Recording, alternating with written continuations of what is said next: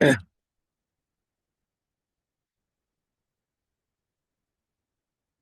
Uh, okay.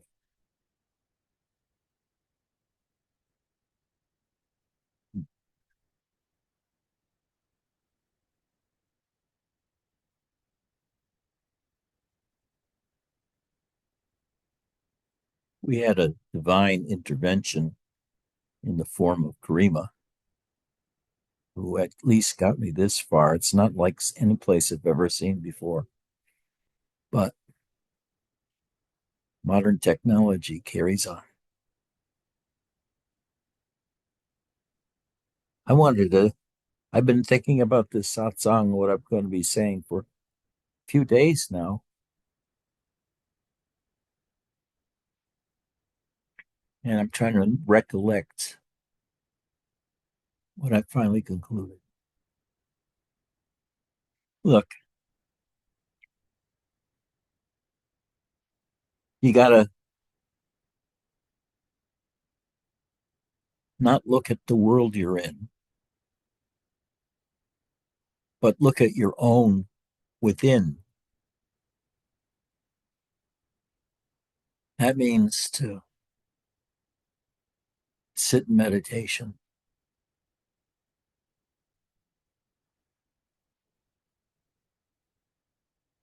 And when I sit in meditation, my body starts getting heavier and heavier, like I'm going to sleep, but very rapidly.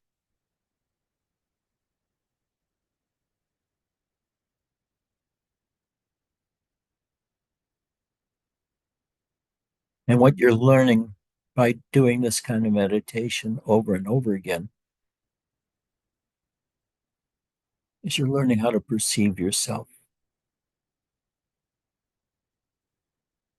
It's impossible for a newbie to turn around and look within, but you have to pretend that you're looking within by orienting your mental sphere so that it appears that you are a ghost within the machine. After a few thousand years of practice, you'll be able to find the ghost, which is your consciousness, but it's your consciousness that's connected with your body. So there's no truth there, but there's approximations of truth.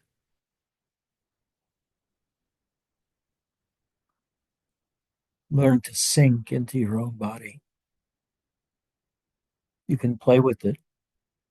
You can imagine yourself turning around and looking at yourself from outside of you. Or you can just shut your eyes and drop your attention down to your stomach. You have to go through your chest. That takes a while. Usually the heart chakra wants to participate. But after you've dropped your consciousness throughout your whole body, you can start playing with it. Consciousness is not a gift, it's a pain in the ass. What we have to do is use consciousness to explore yourself and make everything in you conscious. Now, this is not something that can be done overnight or on the internet so much.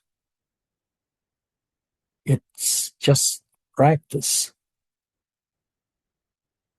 Turn your attention around, your imagination, close your eyes, and then look within.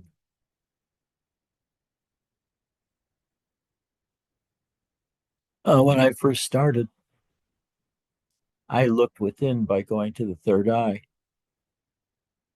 and then looking within by crossing my eyes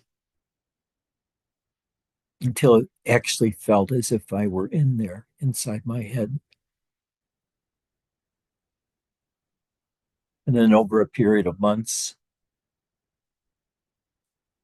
my consciousness descended into my body more and more until eventually, after a couple of years, whenever I closed my eyes, I would get to this place where I had no thought, and I felt pretty damn good because all the consciousness in my body was made aware to me all at once. So I was like a separate person living inside this body. And it was this entity, this inner entity, which is you, but not you as the body.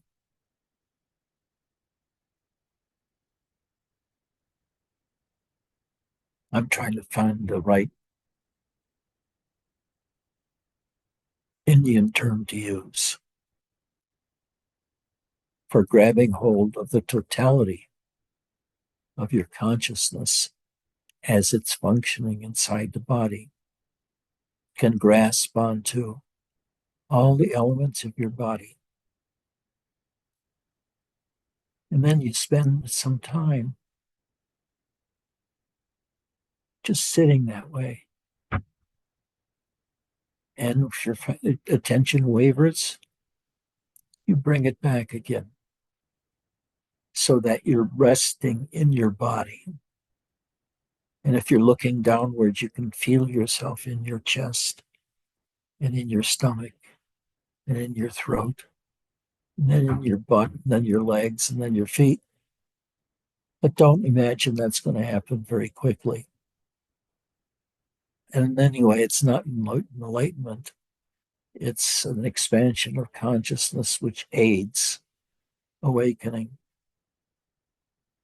But part of the awakening process is to explore your own consciousness as your consciousness explores you. Now, I know that's hard to really understand unless you practice a long time. But if you practice meditation, just sit in a room cross-legged or any other way, like I'm doing it now. Turn my attention around. And it looks as if I'm looking inside my head. And after a while, whenever I sit in meditation, I would sink into that part of the body that I was most awake to at that moment. But as your consciousness develops, or your control of consciousness develops, and your consciousness descends into the entirety of your body, there's nothing in the world that you want other than this. There's a kind of happiness that's associated with the doing it. And you may not feel it at first because you're struggling just to master the method of being internalized. But you turn your attention around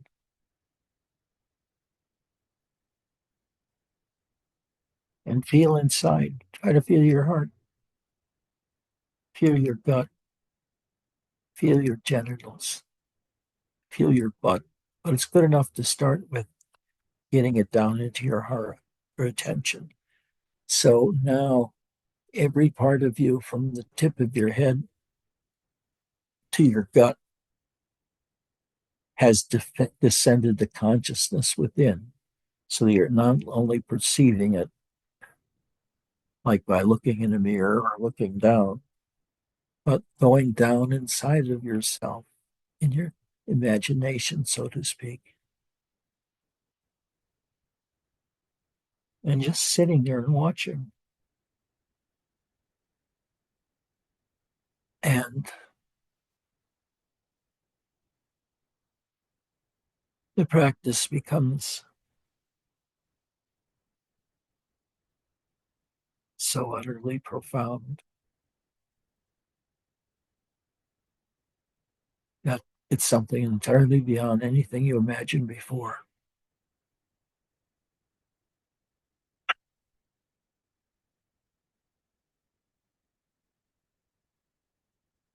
And in this state, when it's fully ripened,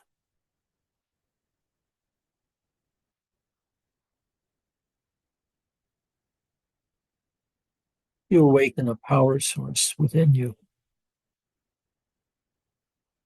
which I guess is the root of consciousness. And you could stay there for hours, just being inside of yourself, feeling your nose from within, even feeling your brain within, but you can't feel your brain. It doesn't have any sense. But try as if it were possible. And after a while, consciousness will have penetrated all parts of your body. And when you sit as a unified whole with amazing power. You no longer speak. You don't have any thoughts. But just this amazing power. It feels like the grace of God.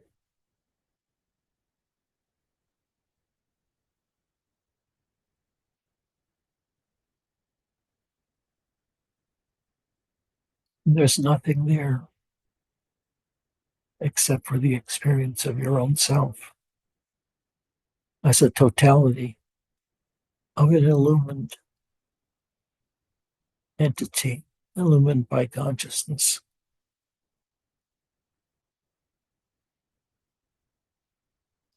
Even now, because I've been talking and getting distracted,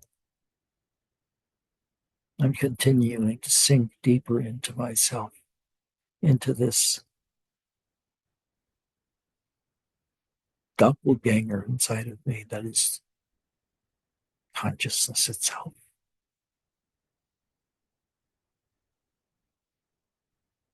And all that I feel is happiness and a profound sense of energy and power in me and around me. It's like I'm being protected in a bubble. Nothing can harm me here. And I can get to be more and more bold in consciousness because I see nothing can hurt me, can only hurt the body. I've disassociated myself with my physical body. And I prefer to rest inside of myself as consciousness. And then on auspicious occasions like this, I come out and talk. But I notice that almost all of my talks in the past has not been on a simple subject like this, but sort of secondary ideas. But the primary idea is that first you can know yourself, and secondly, become yourself. And it is the same self that you feel every now and then in your daily lives, but it's 100 or 1,000 times stronger. And even moving my finger feels like there's vast power involved because I'm fooling with the power of my body through my consciousness. And I become this impish little entity that plays around in my body while my body sits here.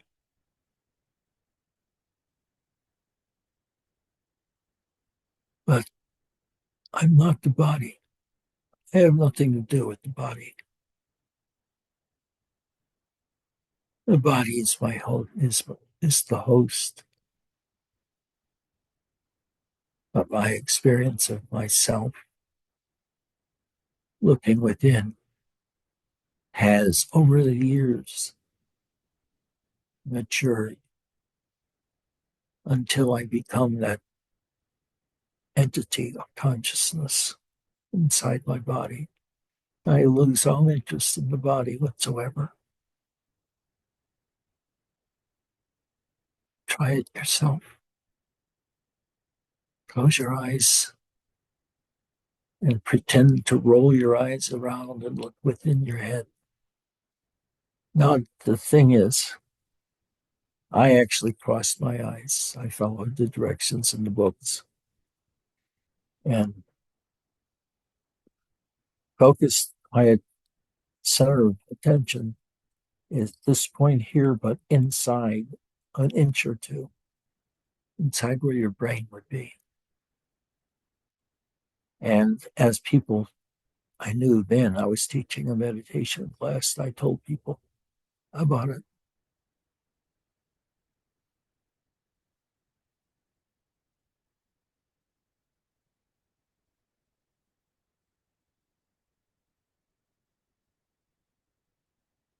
You can just sit and move, and there's all different kinds of energies and waves.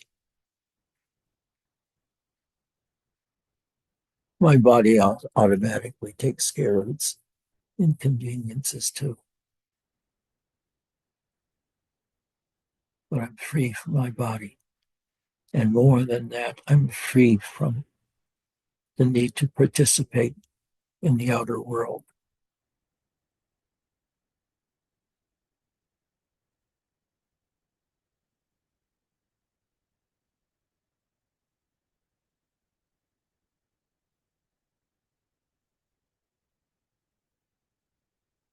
Is anybody recording this?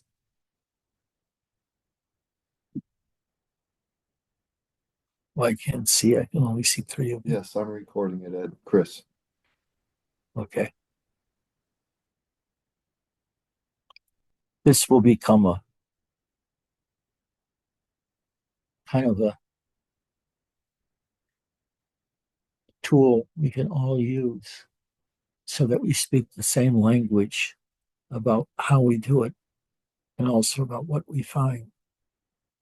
Because when you look within, you find that consciousness within. After a while, you identify with the consciousness and not the body. But you know that's not the end. You still have to learn to identify with nothingness. But letting go of your human self, letting go of your attention to the external world, frees you to use all that energy and consciousness to look inside at your own self from within, not as you would see it in the mirror, but from the inside. It's a very unique experience. And once you get used to it, you know what astral projection is. You know what all kinds of things the saints talk about. But when you try to explain it, it's really so simple. There's a ghost in you, and that ghost is aware. It's also aware of the external world. It's far too much aware of the external world, and instead should turn focus back on itself so that the consciousness becomes slowed and more powerful. You pump it up, so to speak,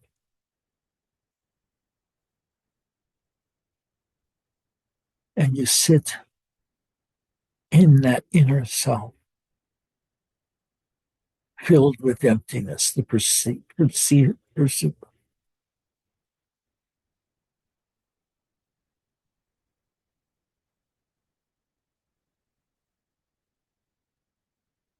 After a while,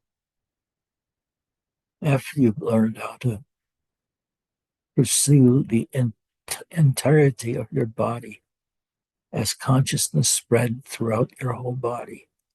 So you know the fingers from the inside, your elbow, your knee, all from the inside, not the outside.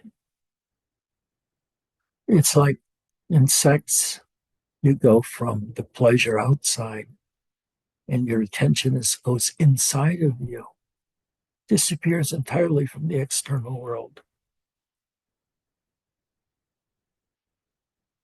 It's that kind of intensity that I feel all the time, but it's not sexual the way I feel it now. It's myself, it's my energy, it's my universe.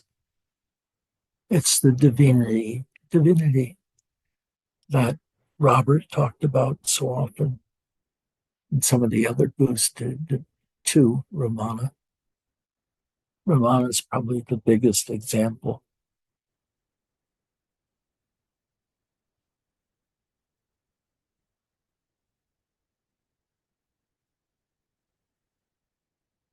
And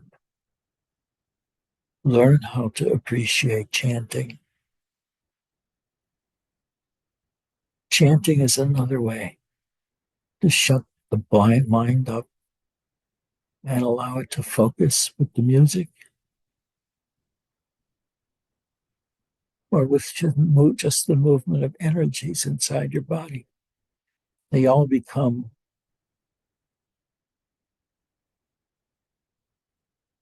objects of your attention.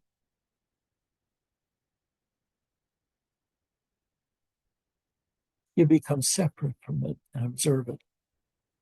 And actually, you do both at the same time, so that you're sitting here like a bump on a log. I have no awareness of the world anymore outside. I just have an awareness of how I experience my body from the inside, which is absolutely not the same way I did it 30 years ago, or 40 years ago, or 20 years ago.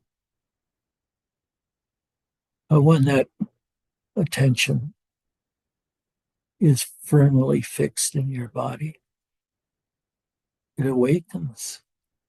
It awakens to itself. That's what it is. That it itself is the doer of everything, not you. There is no you there. There's a body. There's a heart seen from the inside. I can feel the cold of where I'm sitting now, the pressure of my butt against the couch, the air blowing over my face and my arms. And I'm totally unconcerned. It's neither up nor down, in or out, good or bad. All those distinctions belong to being a human in the world without having a spiritual bent. But the energetic body inside can become your first awareness of the tremendous power and bliss of fully realizing yourself and sitting in that self.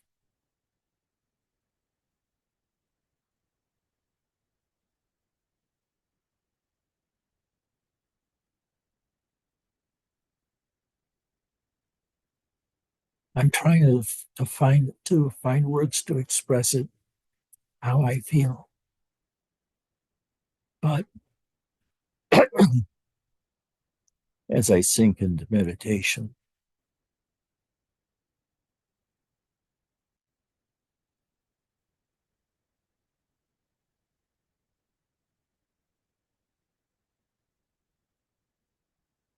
consciousness in me is moving in all different directions. There's flutters here and there. There's grosser movements like the Kundalini.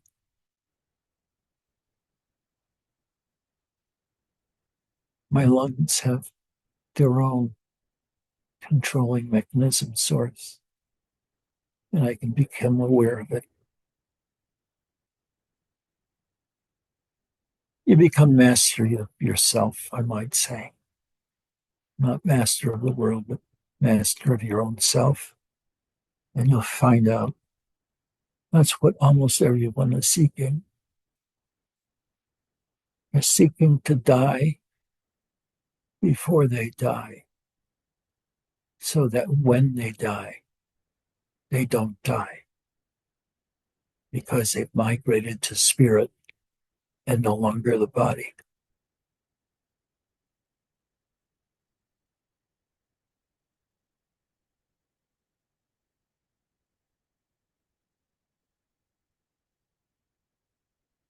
Right now,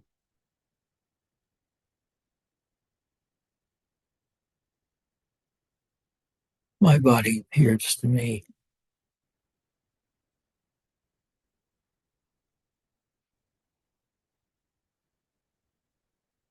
to be pretty highly dense matter,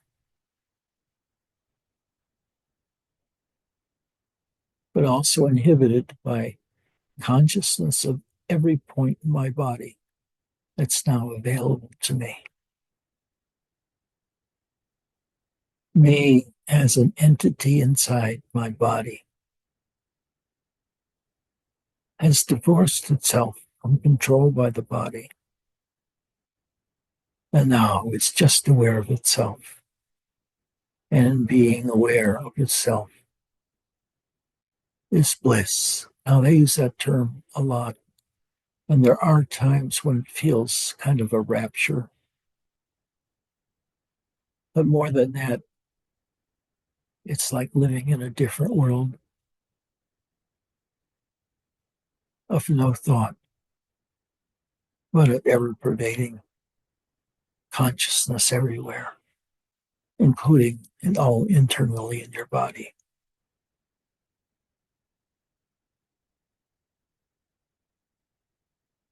And I used to wonder, what was Robert like on the inside to himself? We know what Ramana does. He writes about it endlessly. And I think the best satsang I could give is where I speak about my own perceptions of my own body to allow you to find that same path of being aware of the descent of consciousness and awareness inside the body until it grasps the totality of your body and your mind. And you sit like on the top of a mountain where nothing can disturb you. And you're completely at peace because your brain isn't working. And you can have 300 madmen armed with knives and guns on the other side outside, but you pay them no heed because you're only interested in being inside the depths of consciousness, not the shallow, silly parts we're aware of, mostly on an everyday basis, but as a totality of an entity, as a godlike entity that has the same job as I do, which is being aware of my body and what it's doing and to talk and so forth. I'll let you relax here for a few minutes. I decide which way to go.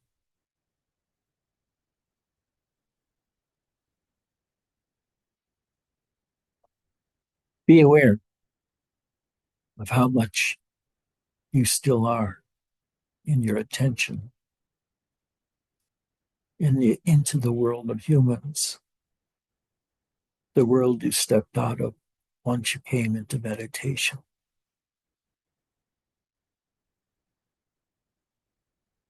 You have to know the body as an object. And by that, I mean you must Learn to have consciousness descend into everywhere into your body.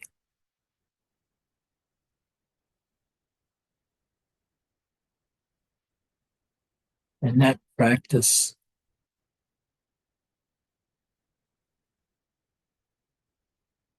sort of teaches one part of you how to connect with other parts of you. And it's done automatically, just by the observation. You don't have to have an intent to get healthier or to see something, but just sit and do nothing, just filling out your body, your ghost of your body. So it goes to all places in your body and in your mind. Your mind is preoccupied with this search. And then there comes rest as we find the totality of our inner body.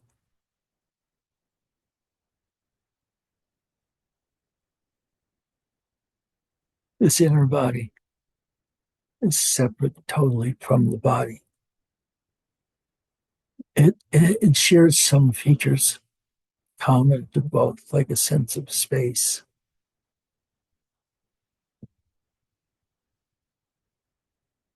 But when I attend to this consciousness in my body, for example,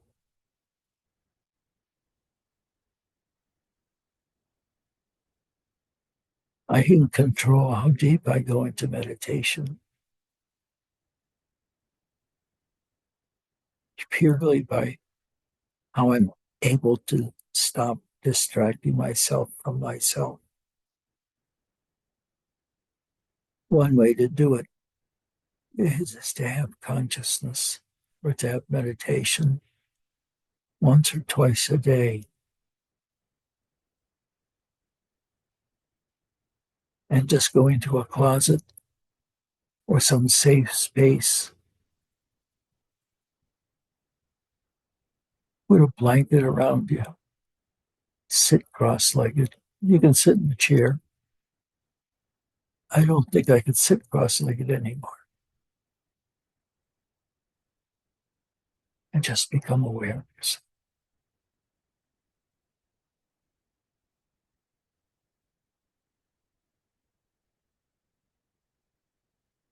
There are even deeper awarenesses.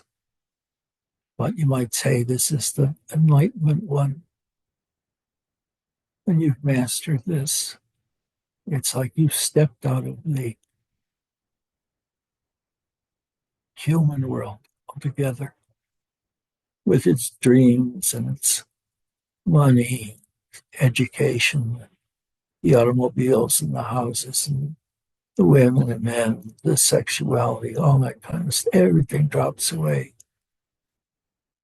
because you're so delighted with your own self. And the more quietly and longer you sit in it, the more powerful it gets until you feel like you're an elephant sitting. And your body is suffused with consciousness, and it can leak out into space around, so you can feel like it's the inner body is vibrating at slightly separate movements from the body, and it's perceived differently. But for the life of me, I haven't learned anything from this except that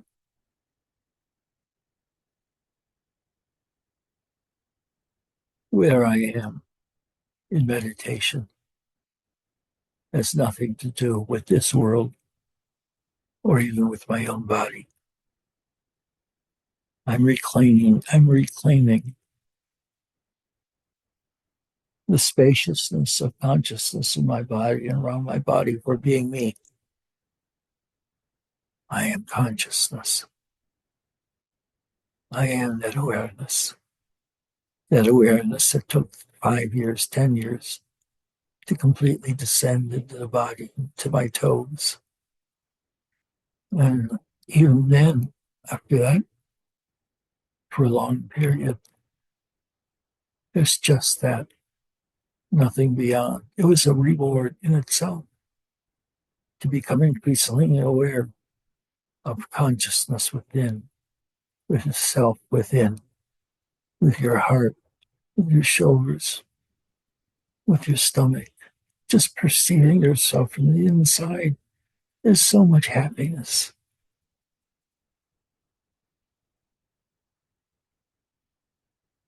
because, I mean, there is a thing, the bliss of consciousness, the bliss of awareness,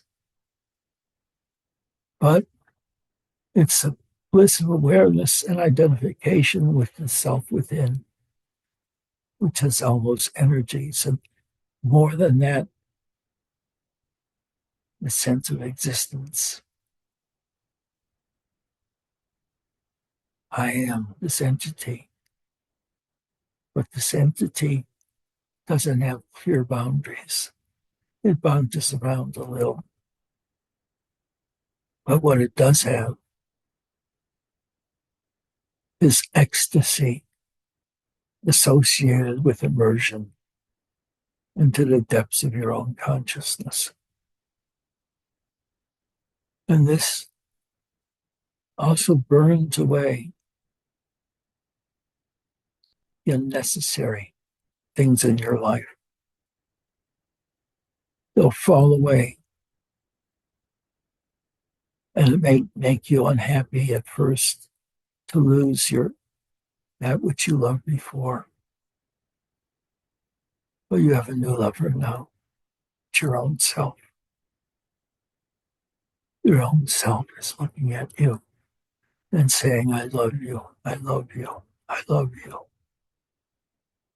And you feel it inside yourself as an explosion of bliss and of growing tall, like being 10 stories tall, and the giant of the world.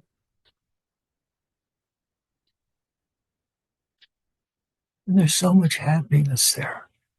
Not the kind of happiness like seeing a comedian on television that makes you laugh, but the kind of happiness when you wake up on Saturday, you feel burdened by the expectation that you're going to go to work soon and how that will affect your consciousness in your life.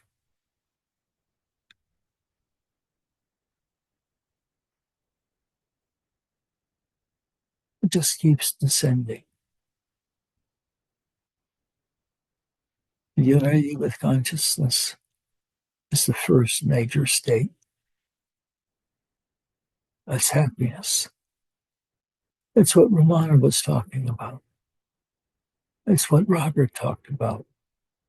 But they had the attitude, if you just acted like it was already there, it will be there, and it will be. But with me, it took so fucking long. But I still appreciate it. With me, the problem wasn't my brain. I was kind of interested in everything in the outside world for many, many years. I learned everything. I learned music. I learned different kinds of sciences involved with knowing one's own self or knowing the world and playing with consciousness, like sitting here and going within. And I'm settled now all in my consciousness. And it feels like it wants to move me, like, like this. Uh,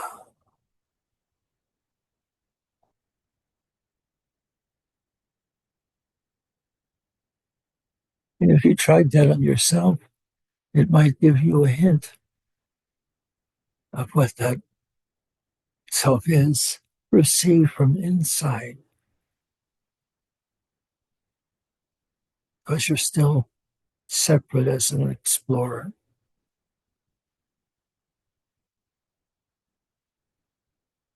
But after you've developed the inner vision, it'll always be there, even when you're fully attending to outside.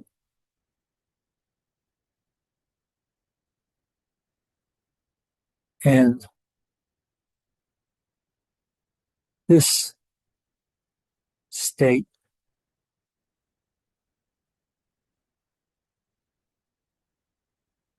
depends on nothing, but you gain access to it by listening to talks and by constantly feeling yourself, and especially what arises inside of yourself.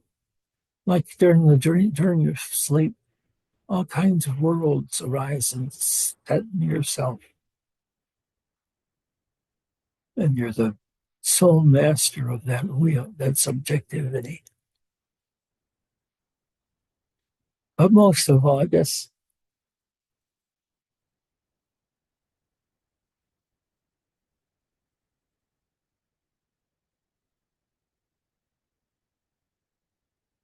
I'm powerfully aware of my own life force, which is a little bit different from consciousness. It's the active element. It's the element that makes me move, makes me exercise, makes me chase women, chase men, make money, exercise.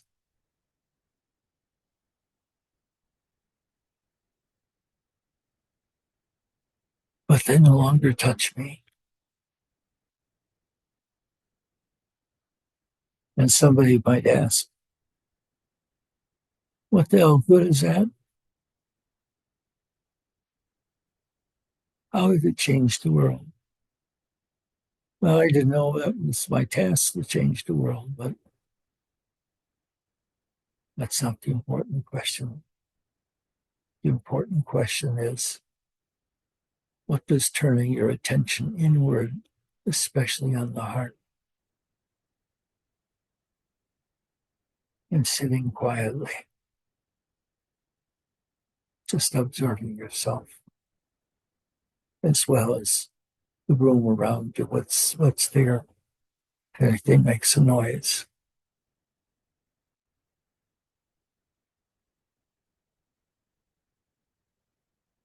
and just continue to sink in myself. I can't do it too long because I would just be leaving this meeting. My body would be here, but I wouldn't be here at all.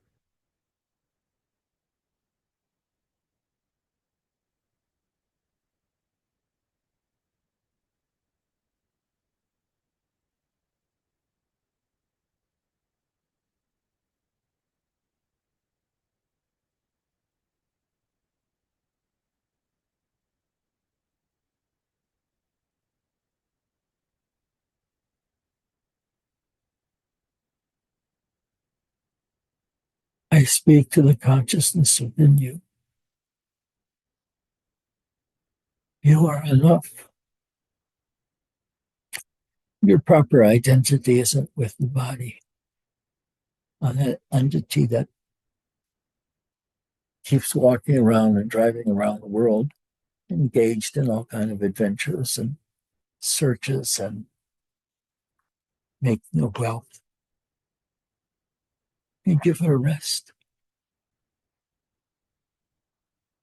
You give the wandering life a rest. And you are digging deep into reclaiming your mind, your body here and there, your consciousness, every aspect of it, as it's associated with earthly existence. But what happens afterwards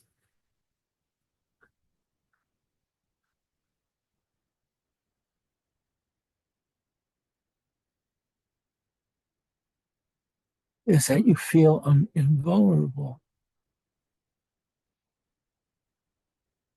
for you have mastered everything that comes into your consciousness, not in the sense of controlling everything that comes within, but that nothing bothers you.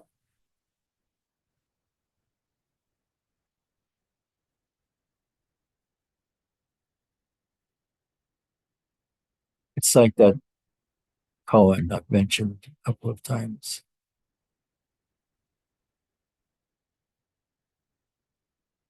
The priest is in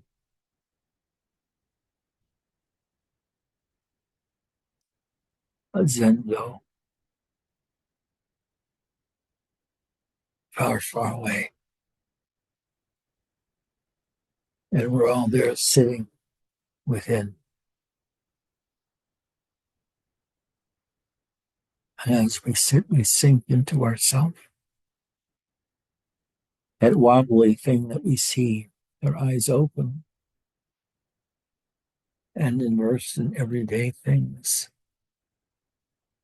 It sort of robs you of that experience from within, gurgling to the surface of your attention. You are, at the deepest level, the beginning and end of the universe.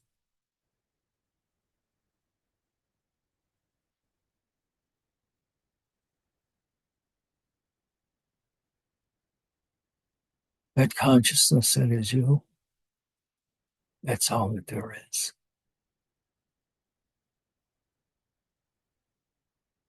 And eventually, your spiritual practice will be to take you out of even that, take you out of the ecstasy.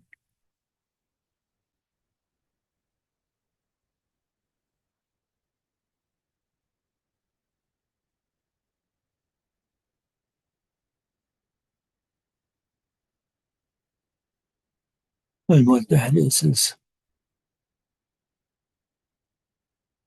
unbroken,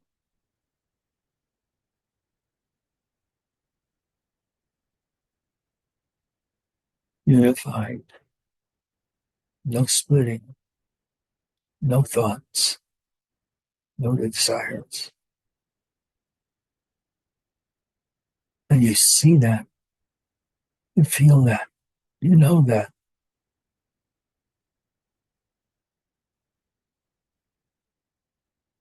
And that gives you a sense of being above it all, master of the universe. Because your own universe is what you see, and it's the only thing you can see. But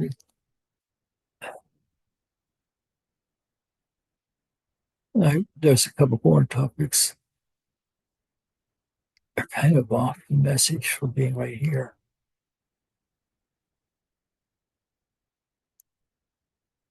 But explore consciousness. When it's fully inundated into you, it stops and doesn't move. But before that, it moves and you move. You can play with it.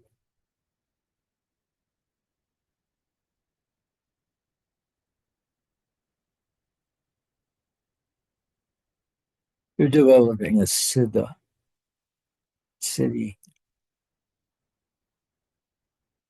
of knowingness, of knowing who and what you are, the knower of all things. All things circle me, and all things circle you. That's your universe. Be kind to your own universe. It's trying to be kind to you.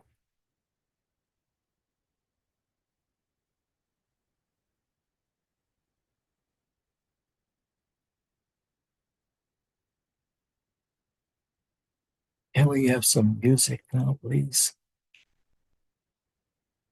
Not too strong. Okay, 1 sec.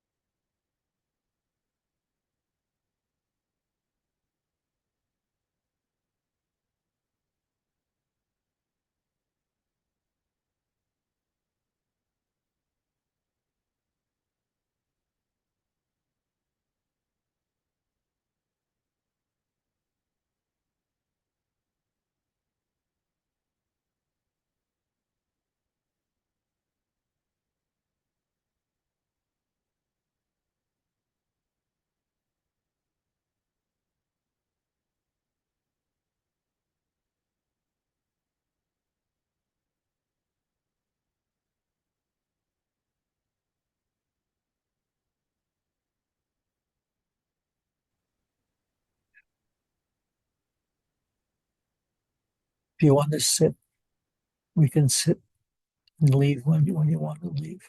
Yes, play the music. And a little, not so loud. Okay, And okay, everyone just leave. Yes, when you feel it's time.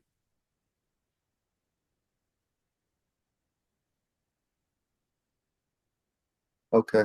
I will go place. I will play some back to the music.